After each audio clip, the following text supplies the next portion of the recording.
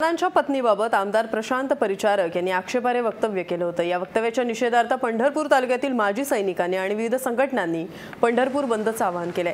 प्रशांत परिचारक यांच्यावर देशद्रोहाचा गुन्हा दाखल करावा या मागणीसाठी हा बंद पाळण्यात येतोय। या बंदला उत्स्फूर्त प्रतिसाद देत पंढरपूरमध्ये लहान मोठ्या व्यापाऱ्यांनीही कडकडीत बंद पाळलाय। तर पंढरपूर शहरातील शाळांना सुट्टी जाहीर करण्यात आली आहे।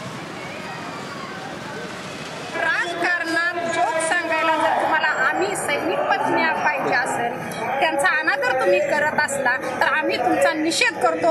आम्हाला तुमचा राजीनामा पाहिजे, तुमच्यावर देशद्रोहीचा गुन्हा दाखल झाला पाहिजे आणि तुम्हाला ह्या गोष्टीवर जर पश्चाताप असेल तर तुम्ही राजीनामा देऊन 1 महिना सैनिकाची ड्युटी करून बघा, तुम्हाला समजेल काय असतं सैनिकाचं जीवन। आमच्याविषयी त्यांनी जे बोललेले शब्द आहेत आमच्या काळजाला भोकं पडलेले आहेत। आम्ही गरिबीतून वर आलेले, काय हाल अपेष्ट झालेले ते आमच्या जीवाला आम्हाला माहित आहे। त्यांनी येऊन कोणी बघितलेलं नाही, कसे दिवस काढलेत आणि काय नाही उपातापाशी अंगावर कपडा नव्हता असे आम्ही दिवस काढलेले।